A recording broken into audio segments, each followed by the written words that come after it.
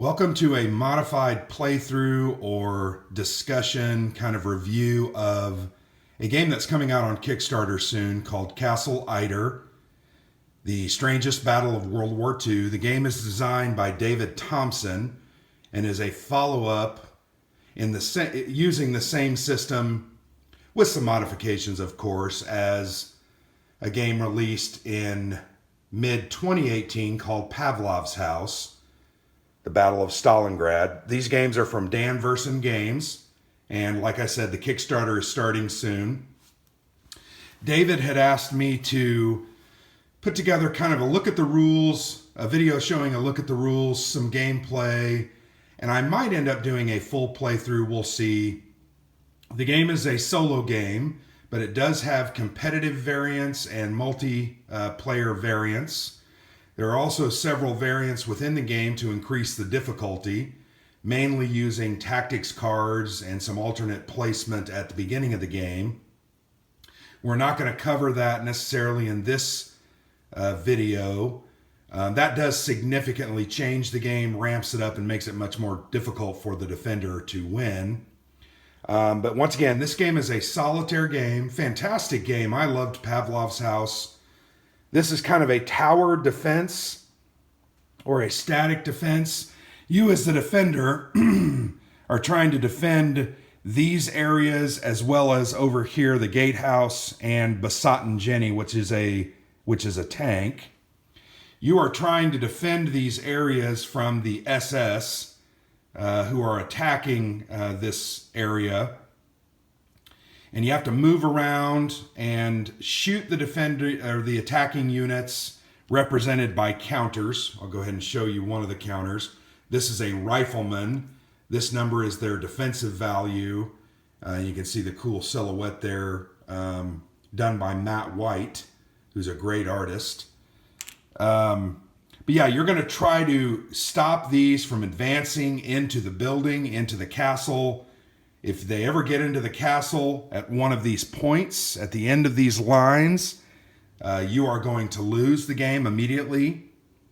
But if you can hold them off, you're going to gain victory points, and then you're going to gain a level of victory, major victory, minor victory, etc. But the really interesting thing about this game, and I'm trying to see where, so for instance, right here you can see that there are 12 of these large circles located around the board. They not only have a number in them, but they're a different color. This group is green. There are 3 greens. On the right, you can't really see it, but we'll get a look at it here as we start playing. There's a black area. There are 4 of those, so they're the most populous on the board, and therefore their numbers typically are going to come up more often. And I'll talk about how those come up. You've got purple at the top, here at the north terrace of the building, and then on the west side of the building, you've got red. There are only 2 red and 2 purple. And the reason they're numbered is when you pull a card and it tells you to place a certain amount of units, what you're going to do is roll 2d6. You're going to add those numbers together, and then that is where you're going to place that specific unit. So in this example, you can see I rolled a 9.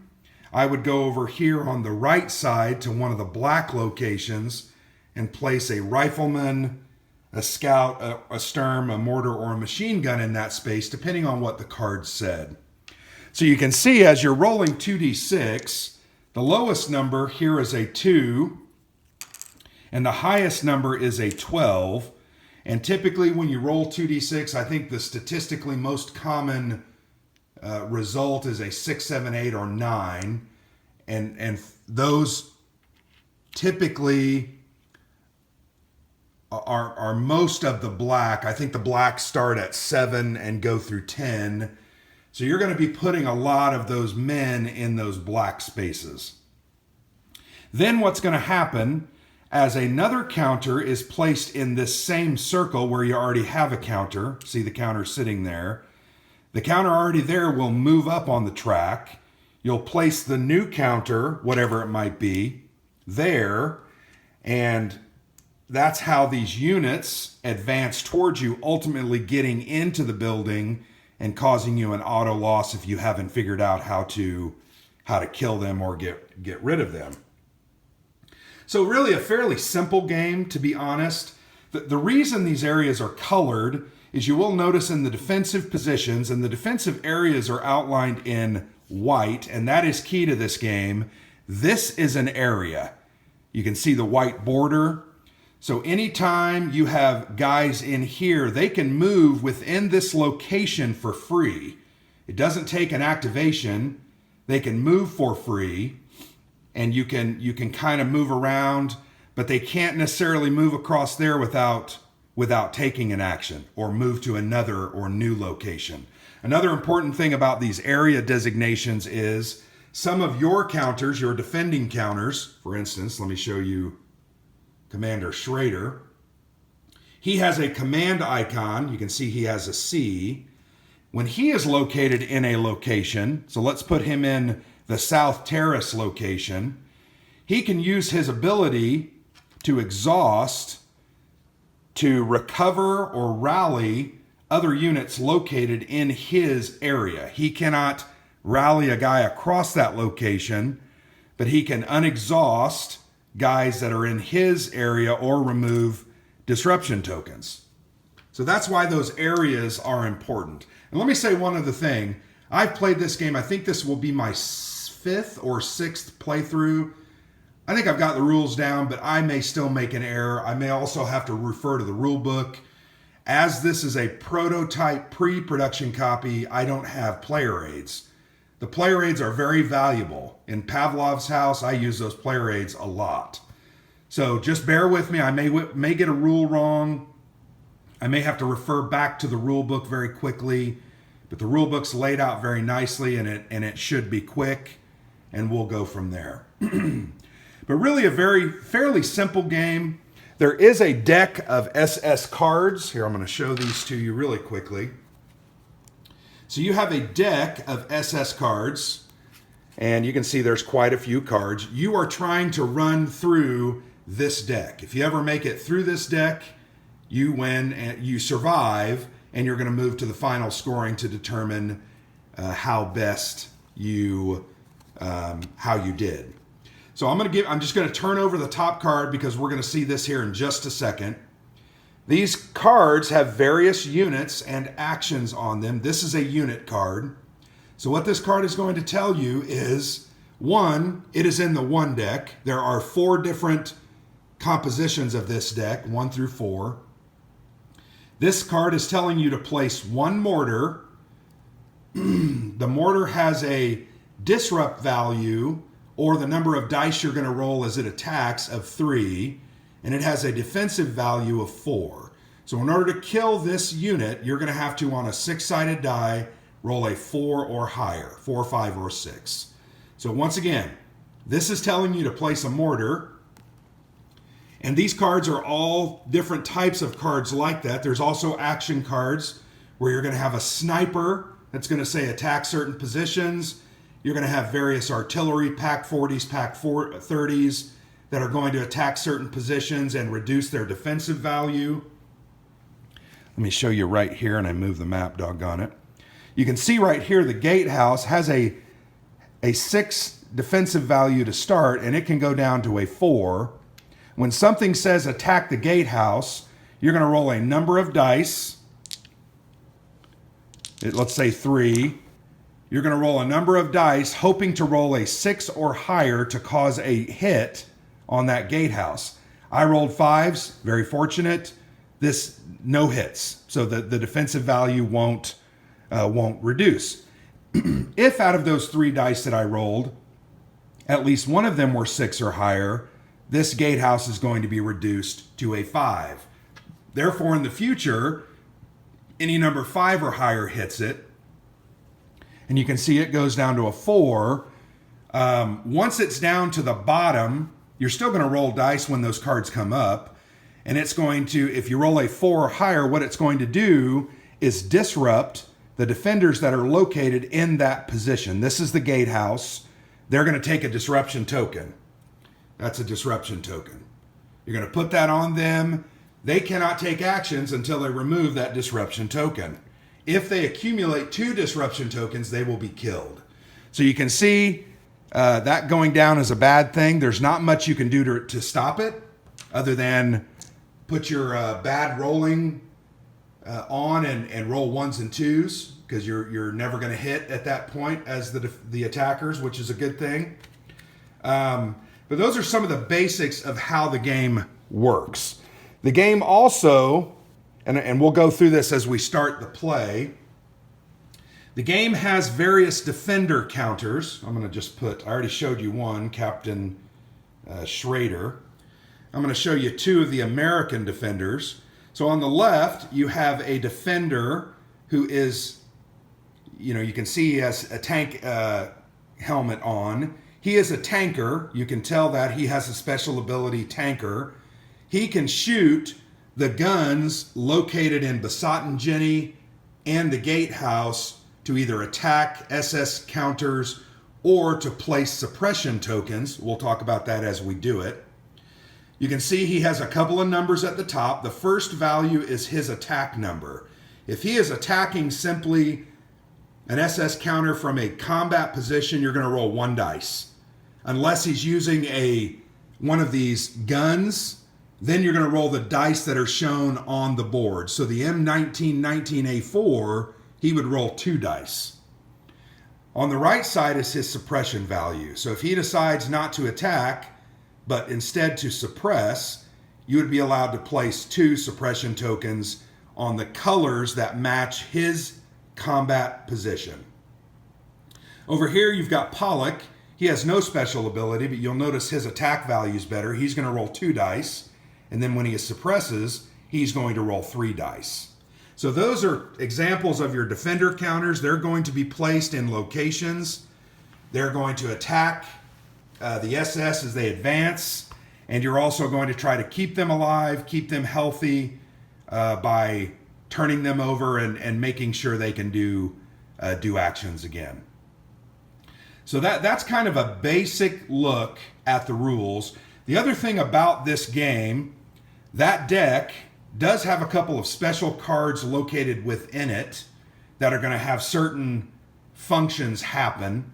One of those is if ever one of the French prisoners escapes, and here I'm going to move it over here so you can see this. In this part of the board, you can see there's a cellar. It is connected back to the Great Hall, which is one of the main parts of the building. There are 5 French prisoners that start the game located in the cellar. From the cellar, they can do nothing. They cannot attack or defend or rally or move, etc. In order for them to get onto the board, you actually have to, over the first 4 turns, taking your 5 activations, place units from your reserve onto the board until all 20 of your units are placed. Once that's done, you can then start activating the French guys.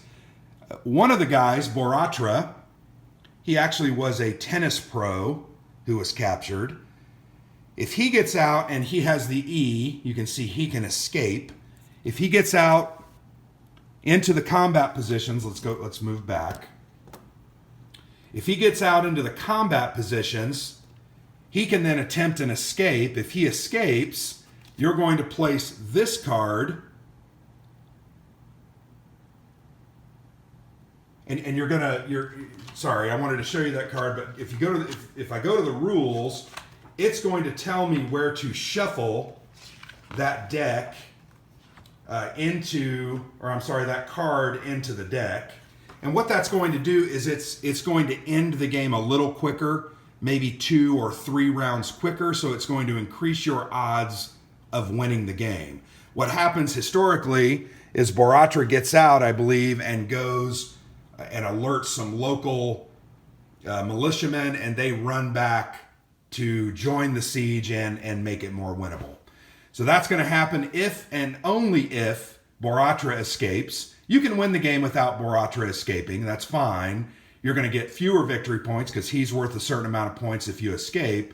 And the game's going to go the full number of rounds, and you may end up losing because I'm going to tell you, it gets really hairy. Near the end of the game, you're going to have guys right at your gates. It's very hard. You're going to be disrupted and exhausted. It's going to be very, very difficult to last the entire game. But you can do it. I've done it. So let's figure this out together. So I'm going to go ahead. The game starts with the defender, and I am the defender as the player. The defender gets to take 5 actions.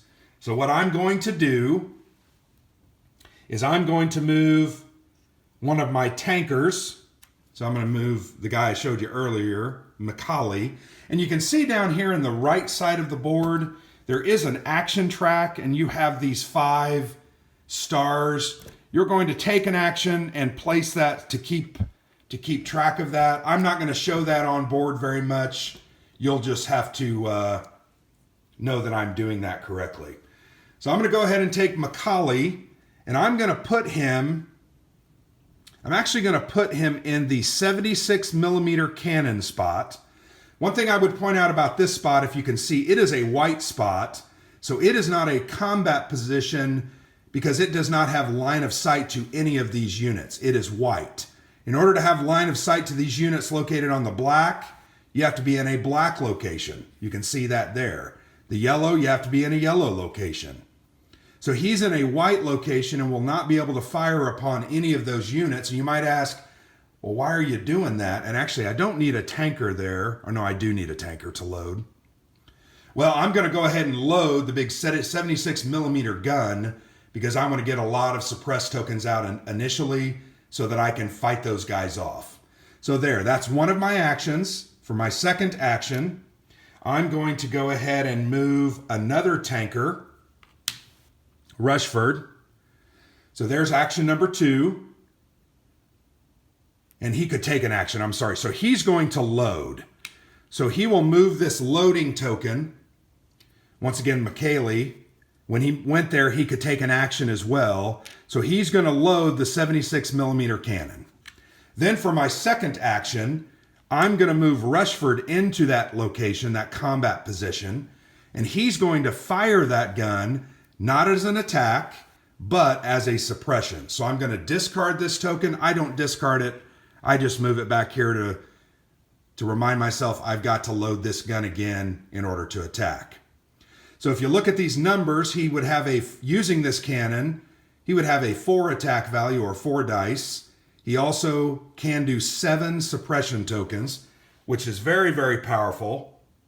And I'll talk to you about suppression. You'll see how it works.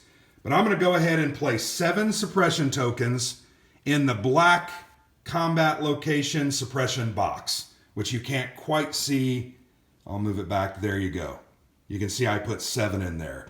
And I'm sorry, my camera just does not have the range to capture everything. So I'm going to try to do my best. So he moved in there and he fired. So I'm going to exhaust him, and I should have exhausted him as well because that loading requires an exhaustion. So now for my third action, I'm going to go ahead and move Pollock to a combat location in one of the colors. I'm going to move him into this location, and I'm going to go ahead and do his suppression value as well. So he's going to take 3 suppression tokens. I took 4. 1, 2, 3. And because he's in a red and a purple location, I can split those suppression tokens between those 2 locations. So I'm going to put 2 in purple, and I'm going to put 1 in red. If you see me play this game, I like to get a lot of suppression tokens out early. They're very important. Keeping units off the board rather than allowing them to get on the board. Very, very important. All right. I still have 2 actions. I'm going to go ahead and move. Let me see. I need to get some green suppression on. Let's go ahead and move. I'm going to move this commander. Nope, that's not what I want to do. I have another one. So I'm going to move Commander Lee here, and he's also going to do 2 suppression tokens, and they're going to go in green. So I move 2 tokens to green. I have 1 more action, and I'm going to move Let's go ahead and move this rifleman. I'm just going to move this rifleman here, and I'm going to go ahead and show you what an attack looks like. So he moves there. I'm going to flip him and exhaust him. Now remember, the attack number is the first number. So he's going to take a shot at this rifleman right here. So I'm going to roll, once again, 1 die, and I'm looking for a 3 or higher. I rolled a 2, of course. That's the way it always works for me.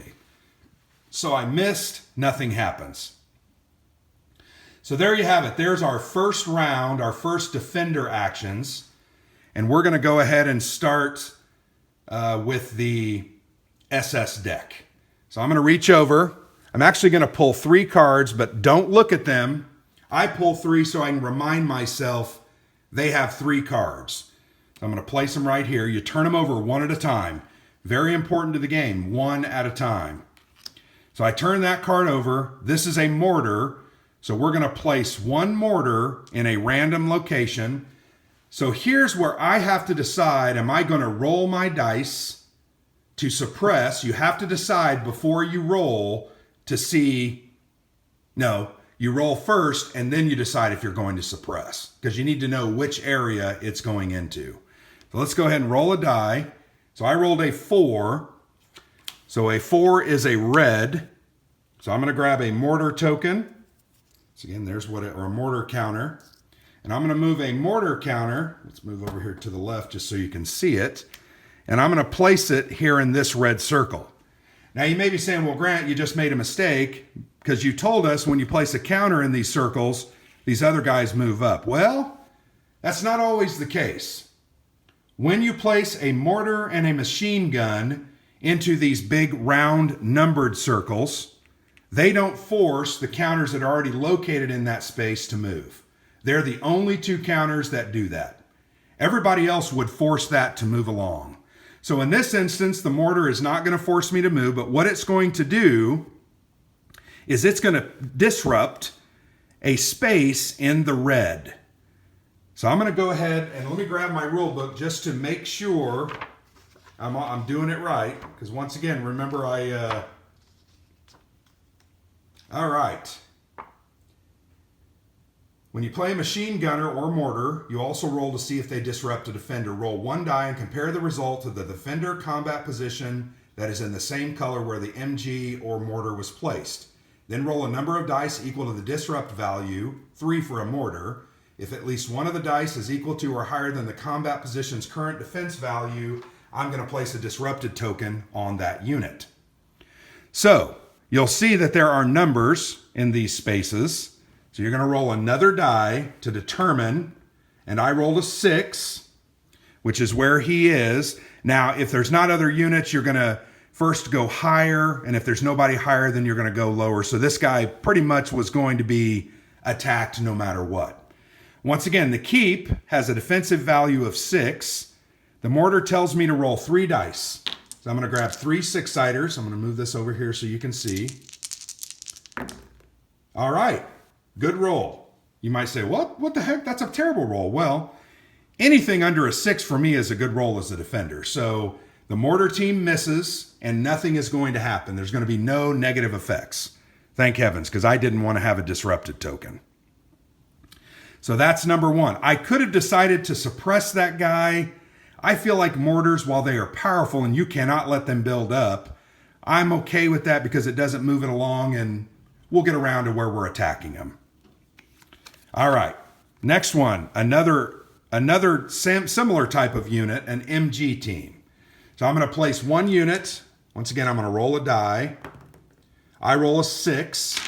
So once again, you got to look at the numbers. And that's the only thing I don't like about this prototype. I would have put these numbers out here rather than in the middle of the circle because they're covered with that counter. And man, it makes it, you have to kind of remember, and I don't always have the greatest memory. So a 6 space is here.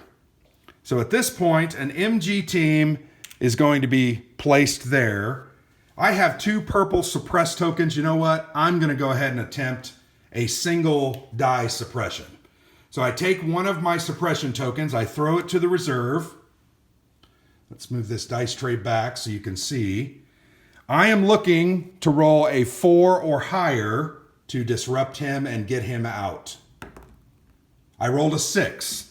Therefore, this machine gunner never gets placed. He goes back to the stock, and I don't have to worry about his negative ability, his attack. So that's a good thing. That shows you the power of suppression. Now, I took a risk. I had 2 suppressed tokens, but I only decided to use 1. Why did I do that? I like to live on the edge. I like to take some risks. Now, if I had 4 or 5 in there, I might have used 2, but with only limited supply of 2, I felt like, I can risk it. A 4 or higher is not necessarily that hard to roll. So the third and final card, we're going to get a scout. And it's going to tell you to place 2 scouts. So once again, we're going to get a die. I'll roll it off camera. It doesn't really matter. I rolled a 5. A 5 is purple. So you'll notice, let me show you. The scout has a 4 defensive value. He's a little harder to suppress than, say, a rifleman. I'm going to go ahead and attempt to suppress him. So I'm going to use that purple token that I have, that suppression token. I'm going to move this on camera. I need to roll a 4 or higher. I rolled a 5. That first scout is suppressed. He isn't allowed to come onto the board. Yay. Number 2 scout, according to the card, I roll a 3. So a 3 is this red location down here. I'm going to go ahead and attempt. I have a red suppression token. I'm going to risk it. I'm going to roll a 6-sider needing a 4 or higher. I rolled a 4. So I kept those scouts off the board. So that was a really good turn for me. I allowed 1 mortar to get on, but I suppressed 1 machine gunner and 2 scouts. So very, very good. So we survived the first SS card phase. Sorry, I'm going to try to move that back to the board. So now we go back to the defender's action phase. So I'm going to collect all 5 of my action tokens. Remember the action track here in the bottom. And once again, for the first 4 rounds, all the defender can do is move units from your... No, it's not all you can do, but you can move units onto the... No, it is all you can do. You can move units from your supply onto the board before you can take actions with other units. So I can't decide to unexhaust this guy and take an attack with him next round. So that's something you got to pay attention to. That's why suppression tokens are so important. You're trying to build up your reserve. You're trying to get in there, and it's important that you plan well. So I'm going to go ahead. I'm going to move another tanker. So I'm going to move this tanker into the M19 A4 space. And I'm going to take 3 suppression token. I'm going to exhaust him and put 3 suppression tokens. So now I have 10 suppression tokens in the black. I probably don't have to worry about that anymore. Probably not something I need to be focused on. So that was my first action. For my second action in this defending round, got to look at, I'm going to move an officer. I'm going to move an officer here. And I'm probably going to go ahead and take a pot shot. And I'm going to go ahead and I'm going to do a suppression token. Only 1. His suppression value isn't great. That goes in the purple. Right? So that was my second action. For my third action, I'm going to go ahead and move... I'm going to move this guy. I'm going to move him into purple. And for his action, he can do 3 free command actions. He's going to unexhaust. Once again, I can't really use them, but I'm going to... he was just used, so I can't... I got to put... I keep forgetting I should have put this token on him. So that's what I did for him, and I exhausted him as my third action. My fourth action, I'm going to go ahead and move this guy to a red position, and I'm going to suppress. And my fifth action, I'm going to go ahead and move. So I have a couple of green. Purple and red are my weaknesses right now. So I'm going to go ahead and put Petrukovic, and he's going to suppress, and he's going to suppress on red, I think. All right, so those are my 5 actions for this round for the defenders. Now we're going to draw those 3 cards. Once again, don't look at them. We're going to do them in order. We'll put them right here so that you can see them on camera. All right, so we drew another scout. So we're going to roll a die to see where that scout, 2 die to see where that scout goes. He's going to go on number 9, which is a black location. So I'm going to go ahead and use 2 suppression tokens, and I'm going to roll 2d6, hoping to get a 4 or higher to try to keep him off. Let's go ahead and put that out there. Okay, boom. The second scout, let's roll 2d6 to see where he goes. He's going to go to 8, which is also a black location. I'm going to use 2 suppression tokens, rolling 2d6, hoping for 4s or higher, and I roll a 5. So none of those scouts got placed. Fantastic. The second card, a little bit different. This is a 75mm Pack 40. It is going to attack a location with 4 dice. So what we're going to do is we're going to roll 1d6 to determine that location. I rolled a 3. They're going to attack the Great Hall, which has a defense currently of 6. So we're going to get 4 dice, trying to roll 6s to do a damage. I hope I does. Oh, another great roll for the defenders. So there, nothing happens. Fantastic. Let's flip that over. You've got a rifleman, not as scared of riflemen. So let's roll 2d6 and see where the first rifleman's going to go. He's going to go on an 8. I'm going to use 1 suppression token to hopefully roll a 3 or higher. So I have to place a rifleman on the 8, and that's going to force a rifleman to move up. That roll didn't go my way. The second rifleman, roll 2d6. He's going to go to a 7. See, I told you most of the blacks are going to be rolled. I'm going to use a suppression token to roll a 3 or higher and keep him off the board. I do. So the second rifleman does not come onto the board. So there you go. We've survived 2 rounds of SS cards. So now we go back. We collect our action discs, all 5 of them. Now we start putting guys on the board. What are we going to do? What are we going to do? I'm going to go ahead and put Schrader. I'm going to put Schrader here. And he's going to use his ability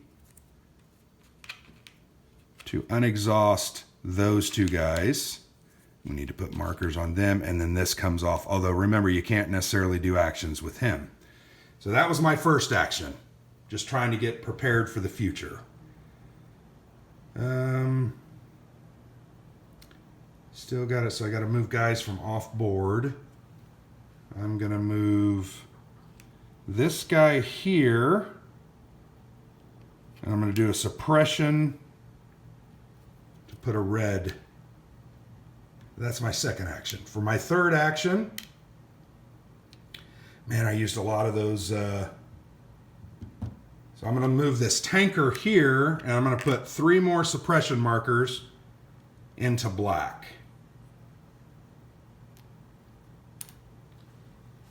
So that's my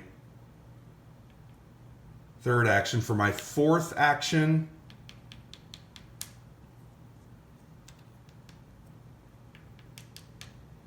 I need to get a guy there to do that tanker. I'm going to put, I just want to put a guy in this yellow space, And I'm going to take a shot at this yellow rifleman. So I'm going to flip him over. Put the dice tray out here so you can see my terrible roll. I need to roll a 3 or higher on one dice, or one die. I do. So because I rolled a 4, I eliminate this rifleman and put him back in the stock. And that's my 4th action. Now my 5th action, I'm going to go ahead and move. Really want to take care of that. I want to get that mortar off. So I'm going to put this guy in the red, and he's going to take a fire action against that mortar, needing to roll a 4 or higher to hit. You get those mortars and machine guns off as soon as you can. Hey, I rolled a 6, so I killed the mortar. Excellent. Let's take the dice tray off. So I finished that turn. Let's draw 3 cards. Put them here where you can see them. Remember, look at them, turn them over one at a time. That's a big part of this game. All right, this is another pack 40, so it's going to choose a target by rolling a d6. I'll roll it off camera. It doesn't really matter. I rolled a 5, the gatehouse. So it's going to target the gatehouse, which has a defense of 6. Let's move this on just so you can keep me honest. I'm going to roll 4 dice. And if they roll a 6 or higher, the gatehouse will take a hit. Wow, I tell you what, on these defender rolls, these attacker rolls from the SS, I'm doing very badly, which is good for me. No hits on the gatehouse. So now we move to the second card. And once again, before I turn that over, just a quick reminder of this card, because you may be asking me, maybe saying, Grant, I don't remember why you're doing certain things. So this card tells you it's going to attack a location. You roll a d6 to determine that location. I rolled a 5, which is the gatehouse. It then tells you to roll 4 dice. And then once again, you refer to the defense track of the location. The gatehouse has a 6. Therefore, the attacker rolling 4 dice is trying to roll 6s. If they roll 6s, they will do a damage and move that track down. That did not happen. Bonus for me. We move on with life. Rifleman. It tells me to place 2 riflemen. I'm going to roll 2d6. I roll an 11, which is green. It's the green right here. You can't see it. So I'm going to go ahead and use both of my green tokens. I'm going to use one of them. Once again, I like to live on the edge. I'm going to roll 1 die, needing a 3 or higher to suppress and keep that rifleman off the board. Man, I rolled a 5. So that rifleman, the first rifleman, does not come on the board. We roll 2d6 for the second placement of the rifleman. He rolls a 9. 9 is a black. I'm going to go ahead and use 1 suppression token, needing to once again roll 3 or higher. Okay, I rolled a 1. Therefore, that rifleman does get placed. And I'm going to move that over so you can see it. The 9 spot is right here. So I place, and this guy gets moved to the next location as he advances on the buildings. So there you go. I got a little cocky. I probably should have just went ahead and rolled 2 dice. I'll learn my lesson. 2 more riflemen are coming on. Dang. Roll 2d6. I rolled a 5. 5 is purple here on the left. I'm going to use the 1 suppression token I have for purple. Hoping to roll a 3 or higher, and I roll another 1. Wow. So I put a rifleman here, and that pushes him down. So now I'm starting to get some advancement. Now, the second placement, 2d6. I roll a 4. That is a red position. I'm going to use 2 red suppression tokens to roll 2d6, hoping for a 3 or higher, and I rolled a 6. So I kept the second rifleman off the board. So, pretty good position right now. This is the last turn of activations before I can really start doing actions with others or using the guys in the prison. So let's take my action tokens back, all 5 of them. And I'm going to move my guys. So I've got a commander there. So I'm going to go ahead and move him there, and I'm going to suppress. He's going to put 2 suppression tokens in purple. That's 1 action. For my second action, I'm going to move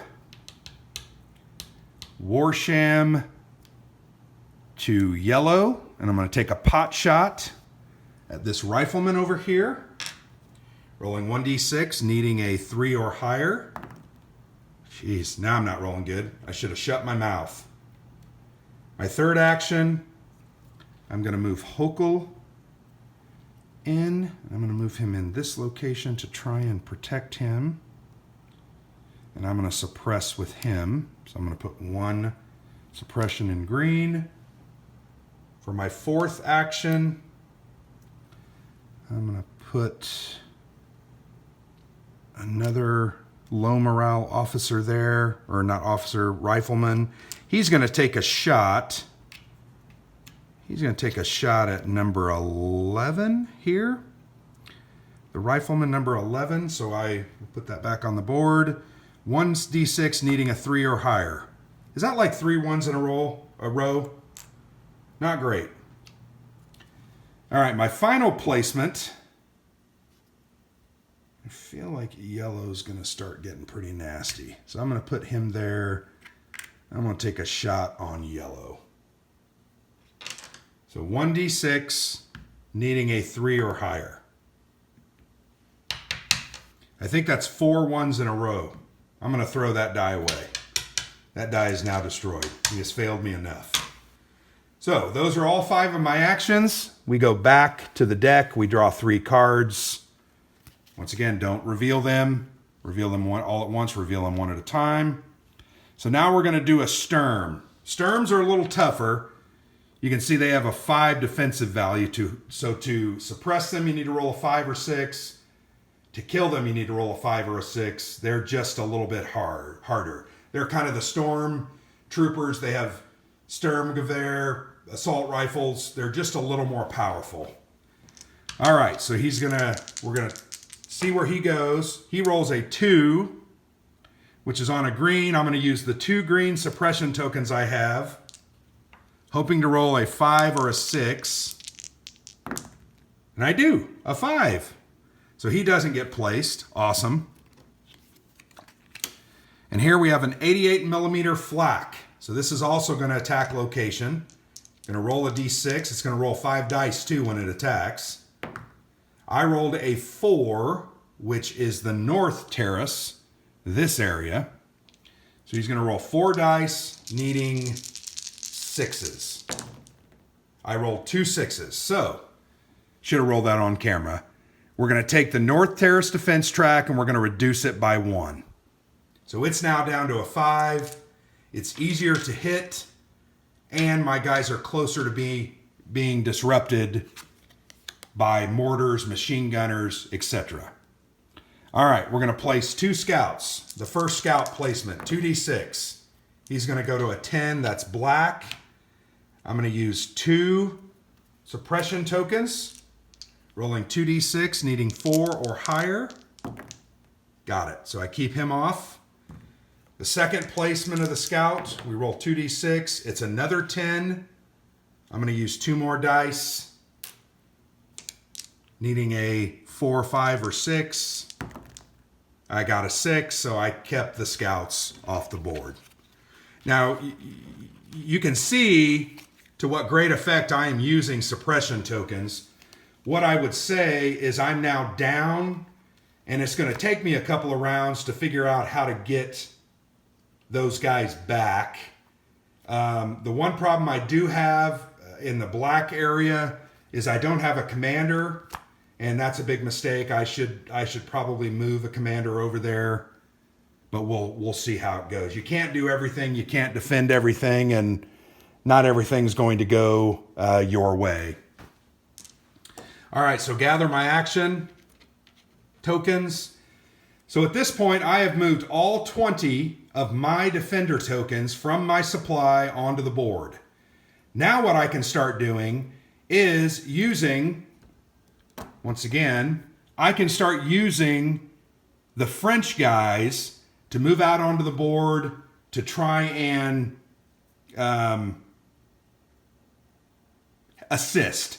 They are very assistive. You'll notice they don't really have attack values at all. Let me show you one of the French.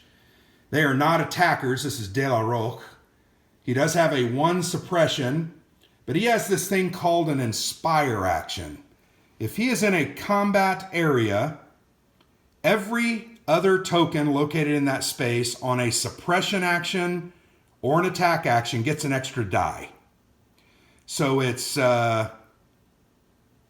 or it gets an extra die in attack or an extra suppressed token. So these guys can be used really to assist you in getting suppression tokens. Very valuable.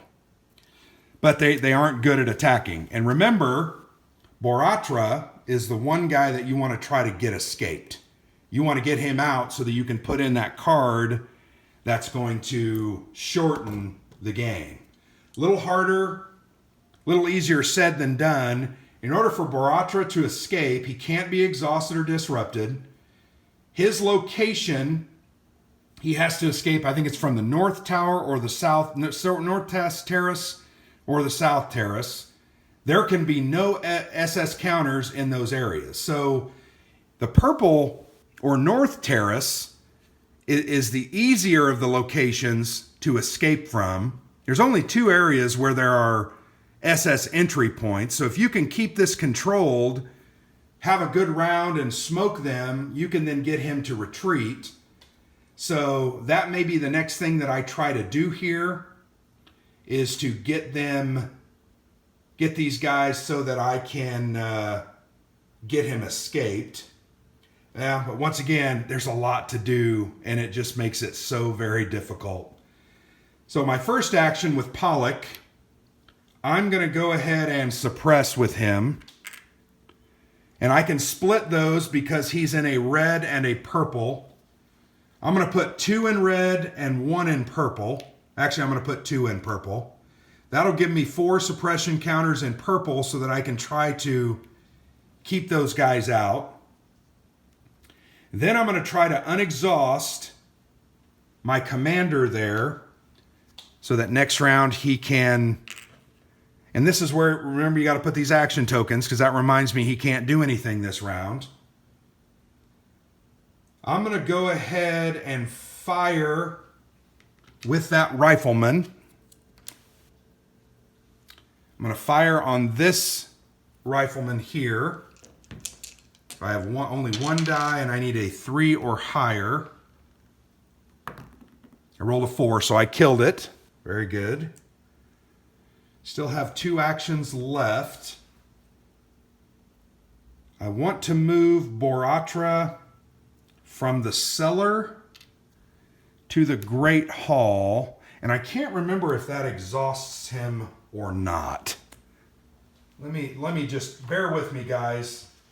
Once again, these player aids that aren't in this prototype, the player aids are so very good.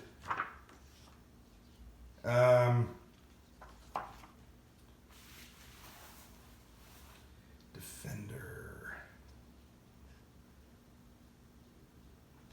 Yeah, I'm just trying to figure out if that's going to exhaust him. I think it goes ahead and exhausts him, frankly, because it's moving from a location to another location. So I have 1 final action. I'm going to go ahead and rally this commander. I'll put an action token there. So yeah, that was a pretty good turn.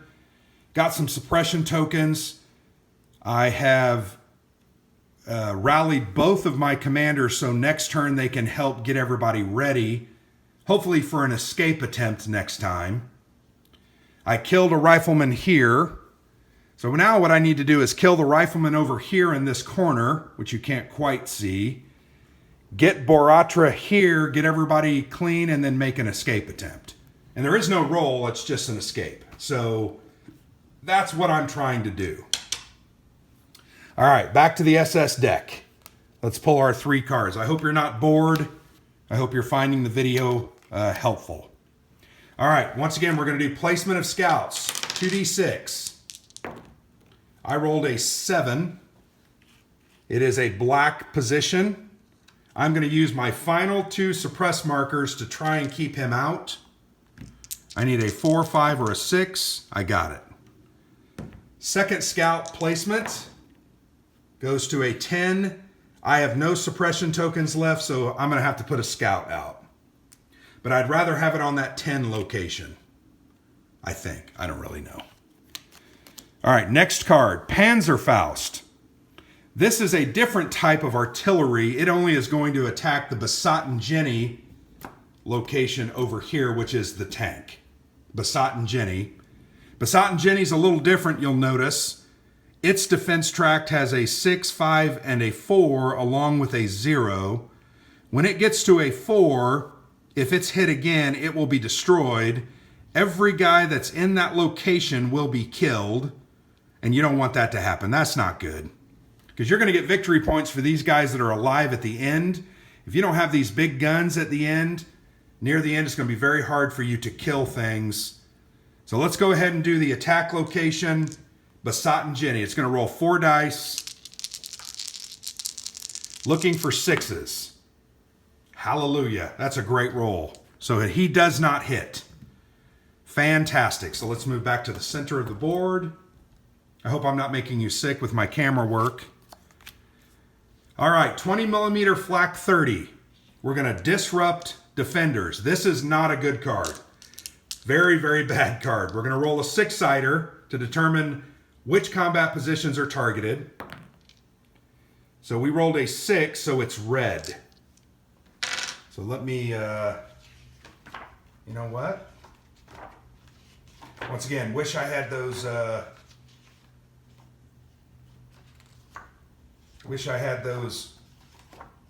player aids. Very, very nice.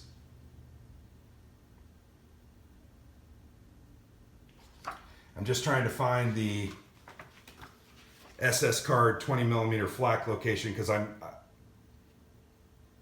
think it's just going to attack that location. Because there's one card, it's called Suppressive Fire. You're going to attack different people. So disrupt defenders.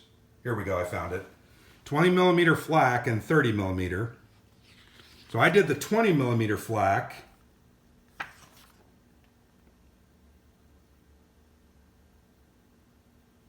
Flak 30, that's what this is. Roll 1 die and compare the result to the card. I already rolled, it's going to be red. Now roll 2 dice to disrupt each defender in the matching colors combat positions. If at least one of the die rolled is equal to or higher than the position's defense value, place a disrupted token. Not great. So we're going to go to the red. We're going to roll 2 dice. So we're going to go to the red positions. Starting with 1, which is right here. We're going to roll 2 dice, needing 6s. No 6. Let's go to 2. All right, he gets a disrupted token. Only 1. Not both, only 1. Let's go to him, Petrovich. Okay, he's fine. The commander, he's fine. Let's go to this guy.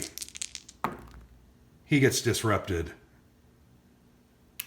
And then finally, position 6. Okay. So yeah, you can see that was fairly devastating. Ended up putting 2 disrupt tokens on guys. Now I got to rally them to get rid of those. And that's a pain in the you-know-what. So, yeah, you can see it starting to... This game is very attritional. You take wounds and you become exhausted. You just don't have enough actions to do everything. And it becomes more and more difficult to get things done. Just the way the game is. I like it. I like it a lot. I think it's a fantastic game. All right, back to my defender actions. I can remove these. All right, so obviously the first thing I want to do is use my commander here to unexhaust all three of these guys. Okay, that's one action. My second action, I'm going to use this commander to unexhaust all three of these guys. So that's two actions. What else do I want to do here? So remember, I'm trying to get this prepared. So I'm going to go ahead and take a shot with Dietrich for my third action. I'm going to try to shoot that rifleman over there. And there is method to my madness. So a 1, I need a 3 or higher. I got a 1. So I didn't kill him. Doggone it. Well, for my fourth action, I really want to shoot him. So I'm going to do this other rifleman. Rolling. Notice I didn't even say anything. Sometimes it just doesn't go your way, and now I'm in a bad way. I have to unexhaust. I'm going to unexhaust this guy here in the M19 so that next round he can shoot that and get some more suppression tokens, because I'm starting to get in a little bit of trouble. But that's the way this game goes. It can be going really great for you, and then all of a sudden, bam, you're in trouble. So let's go ahead and draw my 3 cards. My 3 SS cards. Let's hope that they're good. All right, we're going to try to place some scouts. First one, 2d6, is going to go to 4. So it's a red. I'm going to go ahead and use 2 suppression tokens to try to suppress him. I'm going to roll this off camera so I can cheat. No, I'm just kidding. I'll go ahead and roll it on camera. So I need a 4 or higher. Got it. So I kept him off the board. Second placement is going to go to 9. That's black. I have no black. These guys are going to advance, and you can see it's starting to get a little rough on the right side. Let's go to the next card. Place 2 riflemen. I rolled a 10. Ugh. This is getting ugly, guys. So those move up. I really got to do some damage and try to get... And I had no suppression tokens, or I would have tried to suppress him. Second rifleman, I roll an 8, which I think is black as well. So these guys are going to move in. You can see I'm getting close to... Boy, that snowballed fast. And this isn't even the difficult... All right, suppressive fire, disrupt defenders. Now, this is a little different. You're only going to disrupt defenders if you have mortars and machine gunners on the board. There are none of those, so this card is going to go away, which is very, very fortunate. So we survived another round of SS cards, and we've got to get busy and try to get some of these guys cleaned up, or we're going to be in trouble. I really need to get Mortar up there, or it's going to be very, very hard. All right, first off,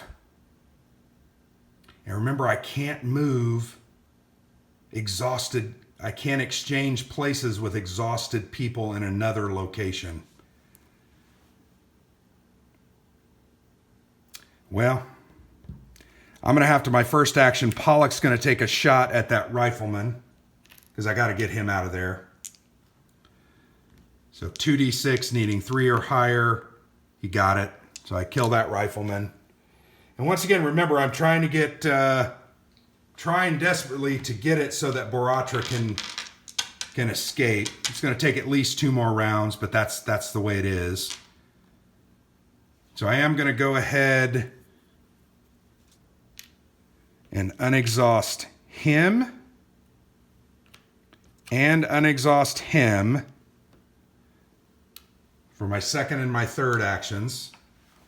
Still can't move him out, though. All right. Shimchek is going to go ahead. I meant to put Shimchek there. Shimchek is going to go ahead and exhaust for 4 suppression tokens for black. That's important. That's my fourth action. And my fifth action, man, I got to take something out in yellow or I'm going to be dead. So I'm going to take a pot shot at this rifleman here, needing 3 or higher. I've even traded that dice out, and it's just not working. Okay, guys, I will say this. I'm very close to losing. And that's a little it's upsetting, but it is what it is. All right, so that's my 5 actions. Let's go back to the SS cards. And you can see I'm only about, not quite a third of the way through the deck. Rifleman, we're going to place 2. Roll 2d6. I rolled a 6, so that's purple. I need to keep that guy off. I'm going to use 2 suppression tokens. Needing 3s or higher. Got him. Kept him off. Remember, I'm trying to keep these lanes clear so I can get out of there. The second rifleman rolls a 6 again. I'm going to suppress. I rolled a 4. He's done. Wow. All right, sniper. A little bit of a different card I want to show you. All right, so the sniper, what you're going to do is you're going to pick a target. You're going to roll a d6 and match up the target. Then, against that target space, you're going to roll 4 dice, trying to get above, or the number of the defense or above, and then that unit's going to be killed. So this could be very bad. Let's roll a d6. And we're going to target the gray or black spaces. So now we have to figure out and it's actually here. They can't be shot there because they're in the tank. So we're going to roll a 6-sider to determine the location. I'm going to move that over. You can see they have numbers. We're going to roll a 6-sider to determine location. I rolled a 4, so he's going to be targeted. Then we're going to roll 4d6. And remember, the gatehouse's defense is a 6, so he has to roll 6s to hit me. And he does. So my tanker becomes killed. Doggone it. Oh well, it's part of life. So the third and final card is a mortar. Let's roll our 2d6 to determine where he's going to be located. He's going to go into the 10 space. I do have black. I don't think I'm going to suppress him, just because I'm running low on suppression markers.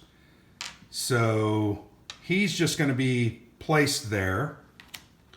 And then we're going to pick a spot in the gray by rolling a d6. 5, there's no one there. He's going to be targeted. He's going to get 3 dice and need to roll a 6 or higher to disrupt. He does not. I'll show you what I rolled. So that went off without a hitch, but I do have a mortar token. And remember, that mortar token does not push guys along that track. All right, so I am very close to getting Boratra out this round, but it's going to be next round. All right, so I get my 5 actions. We got to do some work here. All right, so I'm going to take Boratra, and I'm going to move Boratra and change places with him, so he's now exhausted. It's my first action. Then I'm going to do this to unexhaust three guys. And I may be doing this wrong, but so they can't act this turn. All right, so I've got it all set up. I've got it all set up so that I can do this. But it's going to require that no guys get located in the 5 or 6 boxes or circles. We'll see how that goes. So I have 3. All right. So I need to take a shot here. Man. So the yellow, I'm going to take a shot at that rifleman. 1 die, needing a 3 or higher. Got it. So that helps me breathe a little easier. Green's starting to get a little high too. So I'm going to go ahead and use this guy to attack this rifleman in the green. So that's my fourth action. Got him. That's awesome. Always glad when a plan comes together. So I have a fifth and final action. What should I do? Well, I'm in trouble. I just feel like I'm in big, big, big trouble. I'm actually going to go ahead. I think I'm going to go ahead and unexhaust the loader for that big cannon as my fifth action. All right. So that's it. Now, draw our 3 cards. Let's put them right there. Machine gunner. Roll 2d6. He's going to go into a 10 location. I'm going to use 2 suppression tokens to try to keep him out, needing 4 or higher. I'm going to re-roll that one because that... Okay, got it. I know you may be going, ha ha ha, but that was not a roll. Another machine gunner. Roll 2d6. He's going to go into number 4, which is red. I have no red. So he's going to go there. So now, because he's being located there, let me just, once again, just want to double check. Sometimes because this doesn't happen a whole lot, all right. Doesn't advance, no limit to the number, always remain there. When you place an MG or mortar, they'll roll to disrupt. Roll 1 die and compare the result to the defender combat position. So we're in red, we're going to roll a die. We roll a 2, which a 2 is this guy. Ooh, he could end up being dead if he gets disrupted. He's going to roll 2 dice and needs 6s. I rolled a 4 and a 1. So he misses. Hallelujah, because that would have killed my guy most likely. So we survived that. All right, we've got a pack 40 attack. So we're going to roll a d6. We roll a 4, the South Terrace. We're going to roll 4 dice. They need 6s to hit. And they miss. Wow. So we made it through that round. Everything is set up and ready to go so that Mortar can make an escape attempt. So let's remove all of these. This is beautiful. And you can see it takes a lot of planning and effort to get this to happen and happen right. It's not easy, but it's going to work out for me. So it's going to end the game a little bit early, and we'll read about that here in just a moment. Okay, I do have a mortar and a machine gun on the map. I want to get rid of those if I can. The yellow track needs to be knocked down. I need to get some suppression tokens in the black. Lots of things I want to do this round. All right, first off, let's go to escape, because I want you guys to understand this. Let's go to the escape action.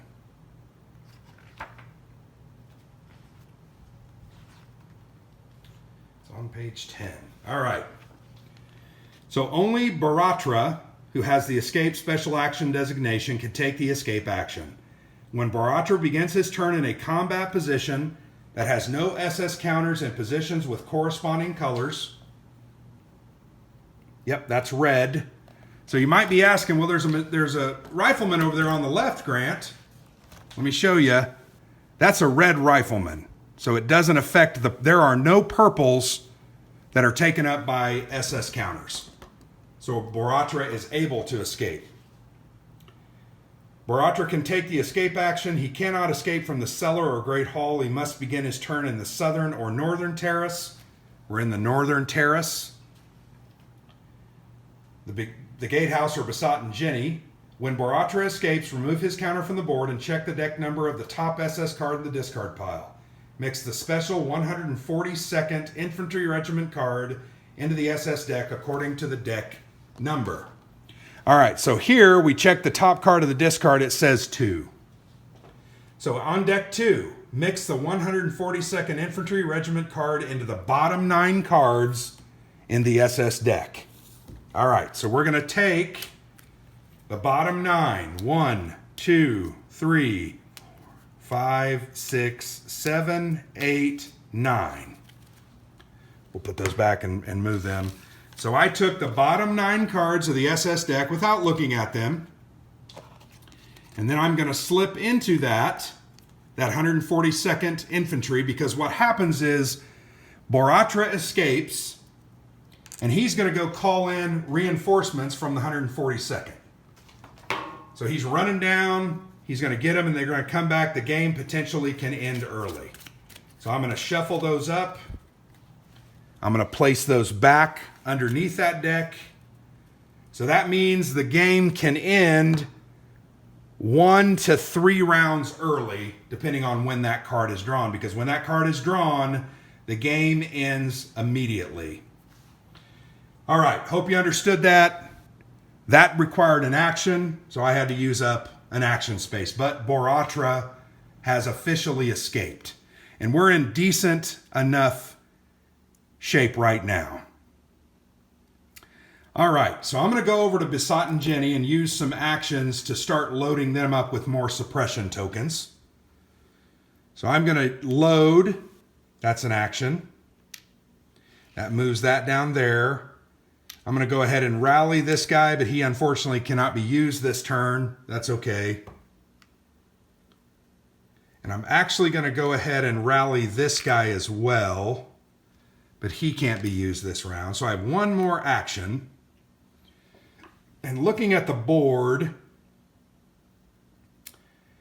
I feel like I need to take a shot at that machine gunner over in the red. So we're going to come back.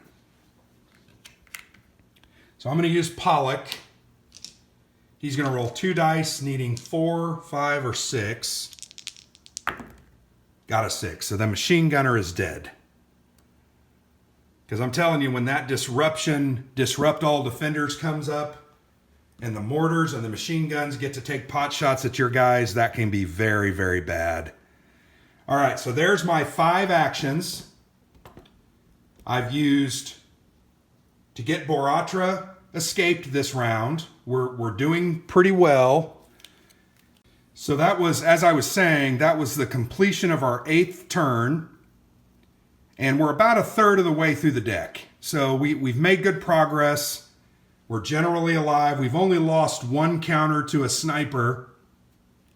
Mortar has escaped. We have 1 guy out of the basement. We need to try to get a couple more of them. That Inspire ability is so powerful. But I think at this point, I'm going to go ahead and take a break.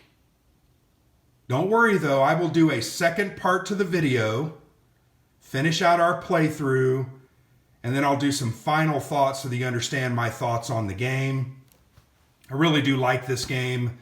Really enjoyed Pavlov's House. I like this as well. I like the choices. You really have to make choices or suffer the consequences, and I really like it. So thanks for watching the first part of this 2-part video series. If you're interested in this game, you can back it on Kickstarter. Fantastic game, great art, great production value, very cool historic theme. I think this is a good one. So thanks for watching this first part. Look for part 2 of this series in the next video. Thank you. I've been Grant for the Player's Aid.